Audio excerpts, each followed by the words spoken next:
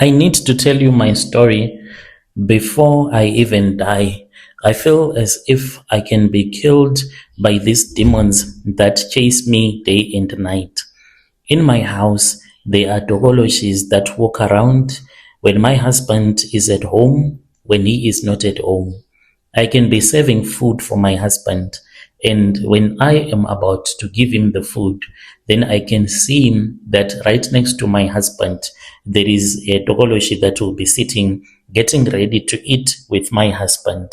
I feel so much sorry for my husband because he does not even have any idea that he is living with a witch. I never wanted to be a witch, but because of the circumstances, and they say that an apple will never fall far away from the tree, I ended up becoming like my mother. Even though growing up, I had told myself that I do not want to become like my own mother. Please call me anonymous. I have created this ghost account as anonymous, and I want you to help me to tell people my story. If they judge me, they can judge me. I really do not care. I am a South African woman only on paper, but I do come from Zim. I am about to travel from South Africa to Zim so that I can really get to know about my own relatives if I will be able to find them. My story does not start with me. It started with my mother in the year 1997. I was only a year old baby then. I really do not remember much. But from the stories that I have heard my mother telling me, my mom told me that she used to scrub the floors, as in she was a maid for a woman whom I will call Ruth, so that you can know more about her. As for this woman who was called Ruth, she was very ruthless towards my mother because she saw my mother as a threat.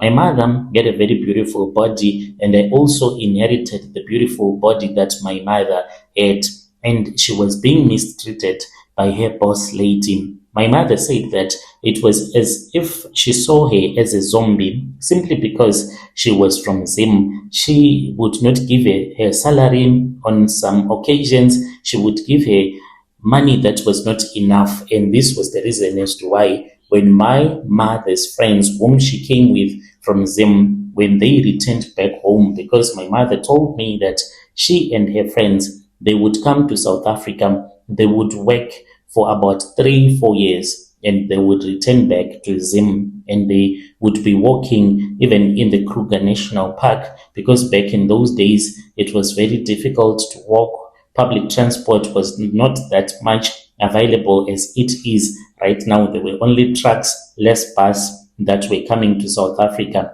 So they would travel on foot, even coming to Joburg from Messina. She said that they would walk on foot, even if it would take them months and months just sleeping in the bushes. So my mother said because her boss, Ruth, that evil woman, since she was refusing sometimes to give my mother the money, when a friend said that it was time for them to look for a truck, because they would look for a single truck, all of them, and they would return back home. My mom said that she would go around with 5 of her friends, and when the 4 women returned back to Zim, that was when she was left remaining in South Africa, and she did not communicate with her relatives after that because she did not have any money. My mother was being used as if she was a zombie in that house. She was never supposed to complain, never supposed to do anything. This woman, she was married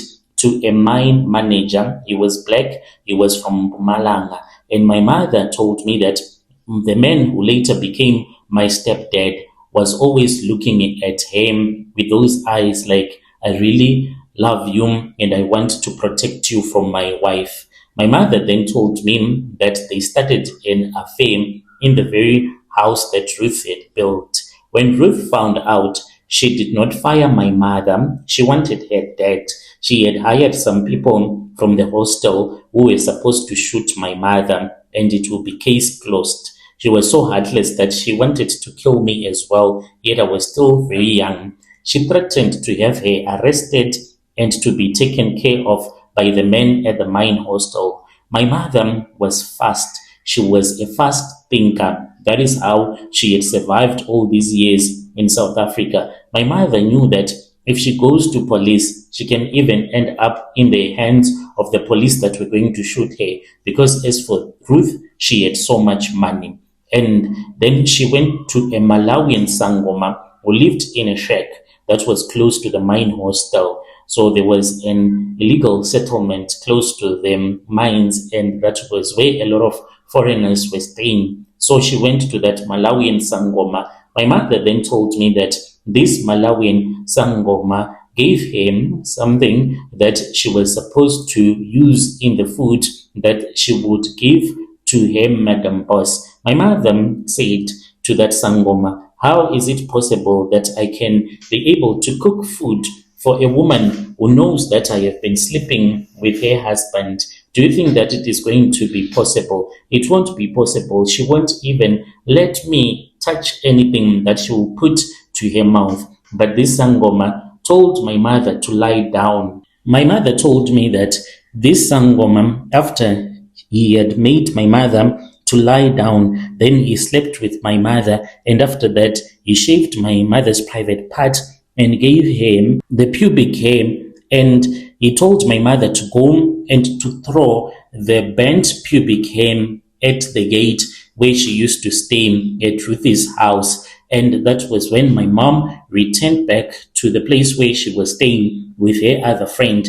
And at night, my mom told me that she lit a fire and then she started burning the hair, and she took the ashes and she went to the suburbs the next morning, and she was able to sprinkle the ashes at the gate. Within a couple of days, that was when she was called by Ruth.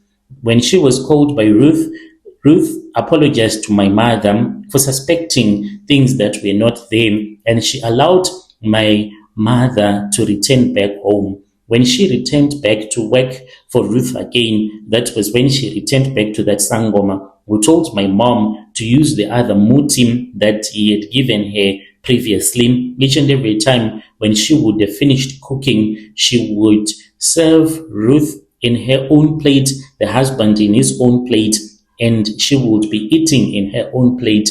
Only Ruth was the one that was receiving this mutim in the food. It was slow poison. And Ruth, she started to get so sick, and it was called to be a mysterious illness. My mother said that she knew that the mutim had been working, but she ended up overdosing her boss lady because she wanted her to die as quickly as possible. After Ruth had been buried, that was when my mother said she moved into Ruth's bedroom and she got married to my stepdad, who was the mine manager. And as time went on, he got her a South African ID through that marriage, and I was raised as a local girl. I grew up in that house. Brother, I was even afraid to look into the mirrors because I would see a woman that will be staring back at me, not moving, not doing anything. Even the wardrobes, I would pile my clothes on the floor, pack them neatly at the corner of my spare bedroom, and I had locked all the wardrobes doors because one day when I had returned back from school, I was about 14 years when it happened. I saw the hand of a woman that was sticking from the wardrobe. It was the most scariest thing that I had ever witnessed in this world. So I inherited my mother's witchcraft.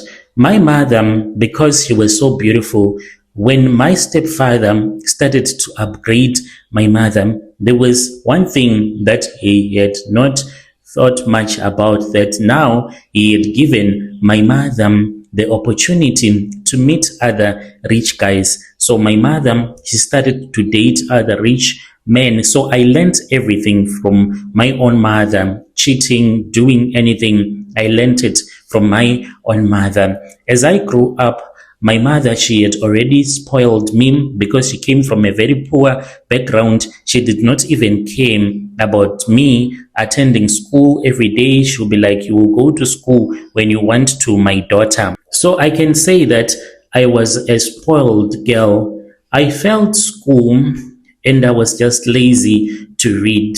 By 2008, I found myself doing exactly what my mother had been doing. I came from a very rich background, and my stepfather, he ended up hating me when I was dating this other gangster. And this gangster, I organized with him and his friends. They came to my mother's house and they robbed my stepfather. My stepfather then found out that it was I who had done such a thing. He kicked me out and he said that he did not want me to get me arrested because he just felt sorry for my mother. So I had no choice but to leave my mother's house with her husband, and they had other kids as well. So he was like, I do not want you to spoil my other kids. And the thing that I had done, even my mother, she started to hate me, saying to me, how can you do something like that? What if he was going to get killed? He is the man that is keeping you alive, yet you organize with these people to come and rob him. So my mother started hating me as well. I ended up working as a maid. I got a beautiful job at this other house here in Gauteng. I was working for a Zulu couple, and the man, I'll call him Matthew. He was originally from KZN, and he was wealthy, deeply in love with his wife. And when I looked at his wife, I felt as if she did not deserve to live with a man that was as handsome as Matthew is. I saw her as someone that I could eliminate. It was in the year 2010 when I started to plan. I planned a funeral for Matthew's wife, who was my boss lady, whilst she was pregnant. You know, to do such a thing, it is an evil thing to kill someone, but to plan to do such a thing when someone is pregnant, it is just evil. And I want to confess that I am a child of the devil because of the things that I did. So I went to a sangoma. A sangoma gave me muti. This muti, you put it in the tea so that it can work. And then I was given another mutim that I would put into the bathtub for him when she would bath. Since she was heavily pregnant, I pretended as if I was the good maid. Just before I would have knocked off, I would fill up the tub and I would tell her to go and bath, and I would have sprinkled the mutim into the water. She also passed away. She died in 2010 before she had given birth. She died whilst she was pregnant. Brother Nashim, I did the same thing that my own mother did. I moved in with Matthew. By 2012, I was the new wife, had the ring, had the house, and he bought for me a car. But unlike my mother, I did not love Matthew. I found out after we had started sleeping together that Matthew is handsome, goes to the gym, do all of those things that makes him to look like a beast in bed. But when I was with him in the bedroom, that was when I saw that Matthew, he is not that much good in bed. So, brother, I started to cheat on him. I have slept with all of Matthew's friends, his bosses at work, those that work below him. They know what it is like to enter between my legs. I have slept with his brothers, his uncles, anyone that Matthew knows, they have slept with me. And when I saw that I was cheating on him with several men, and I was scared that he was going to find out, that was when I started to use love potions on Matthew. I have been using love potions on my husband since that year. It has been a very long time. It is now 2026, and the love that I have forced Matthew is killing him. You see, when you use love potions for more than 10 years, these love potions, the charms that you use on your husband each and every day, they will start to kill him slowly. It's like a poison will start to develop in his blood. Matthew does not love me. I know it because he found out that I was cheating on him with his eldest brother. I also slept with his sisters. husband, and because of the motive, he can't say it loudly, but I know that he is in pain because of that. So whenever I suspect that the love potions, they are not working so nicely, what do? I make sure that I feed him more love potions, and the more that I give him these love potions, the more that the poison is building up in his body. My husband, his liver is failing. I know it because I have had several dreams, and I have friends who are medical doctors. I have told them the symptoms, and they said that I should take him to a doctor so that he can be checked. But I don't want that to happen, because if we go to the doctors and then we found out that maybe he has liver disease, what if he decides to sell all of his wealth and he does not leave anything for me? I'm still cheating though. I have a boyfriend who is a Shona man. This man, he came to our house. He was changing our zinc. So I proposed love to him. He told me that he had a girlfriend, but they were not married. And I said, I want you to dump that woman because I love you. He went back to the location and he dumped his girlfriend. He can even come and sleep with me. That is how dangerous these love charms I am using, the way that they are so dangerous. When I want my boyfriend to come and sleep with me for a sleepover, then I put these love potions for my husband in the food that he would eat on that night. Then he will sleep.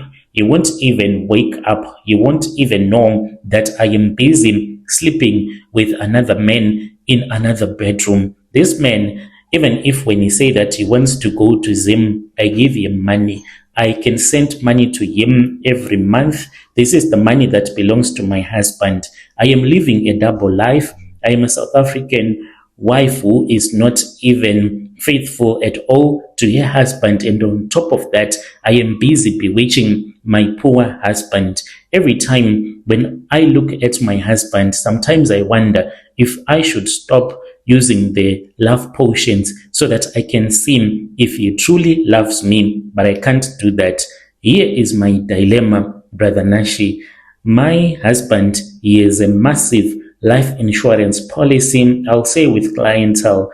And if he dies now, I'll be a very rich woman. I can take the money, pack my bags, and go to Zim, hoping to find my real relatives, because I just want to return back home and I can start afresh. My mother told me that some of her relatives, they came from Gweru. I have a name, a surname, and I have an ID, an old metallic ID that she brought with when she came from Zim. So I know that I can start somewhere.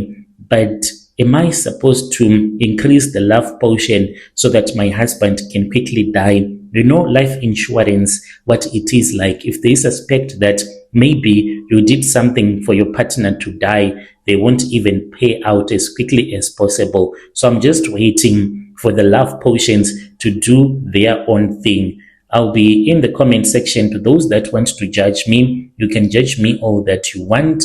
It was not my choice to be the person that I am right now. It just happened. Your dear listeners, right there was a message that was sent to me by one of our dear sister. Strange things indeed, they do happen in this world. Let us speak with our dear sister in the comment section. I'll be back with another episode. Yo.